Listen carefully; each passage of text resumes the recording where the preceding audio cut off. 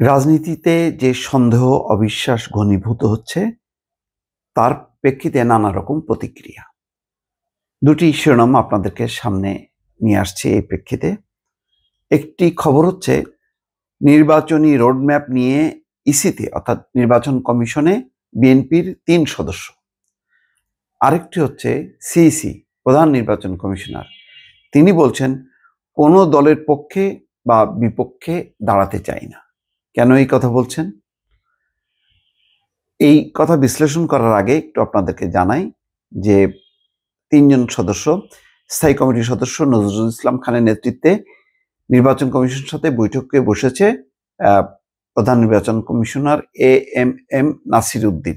তার সঙ্গে আছেন সালাউদ্দিন আহমেদ, আছেন বেগম সেলিমা রহমান, ইসির সব কমিশনার এবং ইসি সচিব বৈঠকে উপস্থিত আছেন। জানা গেছে আগামী ডিসেম্বরে জাতীয় নির্বাচন আয়োজন এবং এর রোডম্যাপ নিয়ে বিএনপির পক্ষ থেকে ইসির সঙ্গে বৈঠক অনুষ্ঠিত হচ্ছে। সম্ভবত বিএনপি এটা একটা শোডাউন।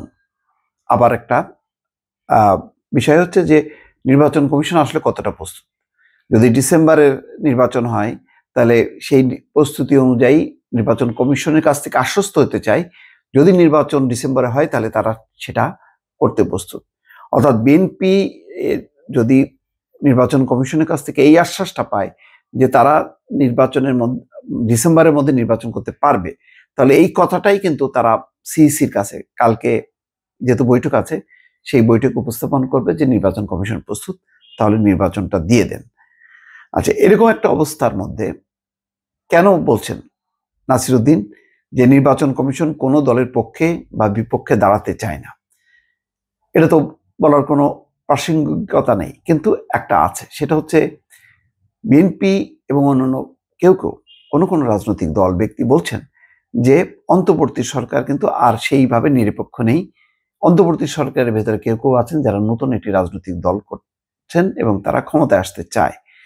তো এই অবস্থায় নির্বাচন কমিশনের ভূমিকা কি হবে? যেমন আগে দলীয় সরকার ছিল আওয়ামী লীগ, তখন হাবিবুল আওয়াল হোক, নুরুল হুদা হোক, যেই হোক না কেন, তারা বলতেন যে নির্বাচন কমিশন নিরপেক্ষ থাকবে, মুখ থাকবে, তো মুখ থাকবে, কিন্তু সেটা বিএনপি কখনো বিশ্বাস করেনি এবং এইসব কথার পাত্তাও দেয়নি।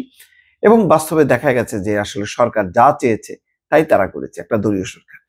এই অবস্থায় নাসির উদ্দিনকে বলতে হচ্ছে যে আমরা নিরপেক্ষ, আমরা কোনো রাজনৈতিক দলের পক্ষে বিপক্ষে নেই, আমরা আমাদের কাজটা করতে চাই। বলছে এই কারণে যে সাম্প্রতিক সময় যে আলাপ আলোচনাগুলো আছে, যে এই রাজনীতিতে যে বিভাজন, সন্দেহ, বিশ্বাস, তার প্রেক্ষিতে কিন্তু এই কথাটি বলছেন।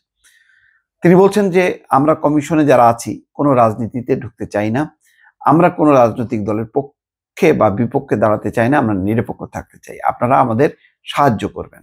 খুব ভালো কথা।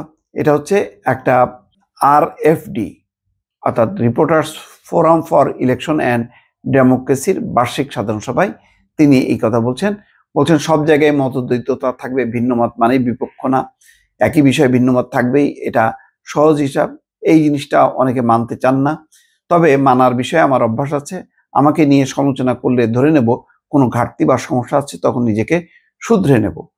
যাক, এগুলো হলো ভালো ভালো কথা, কিন্তু এটা ঠিক যে সরকার যদি নিরপেক্ষ না থাকে তাহলে কিন্তু নির্বাচনের কমিশনের পক্ষে কখনো সম্ভব না। এটা অতীতেও প্রমাণ হয়েছে। অন্তর্বর্তী সরকার বা তত্ত্বাবধায়ক সরকারের সময় নির্বাচন কমিশন যতটা নিরপেক্ষ থাকে, দলীয় সরকারের অধীনে থাকতে পারে না, এটা প্রমাণিত হয়েছে। এখন অন্তর্বর্তী সরকার, সুতরাং অন্তর্বর্তী সরকার যত নিরপেক্ষ থাকবে, স্বাধীন থাকবে, তত বেশি নির্বাচন কমিশন স্বাধীনভাবে সে পুলিশ প্রশাসনকে ব্যবহার করে একটা সুন্দর নির্বাচন আয়োজন করতে পারবে। এই সবগুলো কিন্তু কথা আসছে এই কারণে যে রাজনীতিতে সন্দেহ, অবিশ্বাসের ঘনঘটা এবং বলা যেতে পারে যে কালো মেঘ ঘনীভূত হচ্ছে। দর্শক ভালো থাকবেন, আল্লাহ হাফেজ।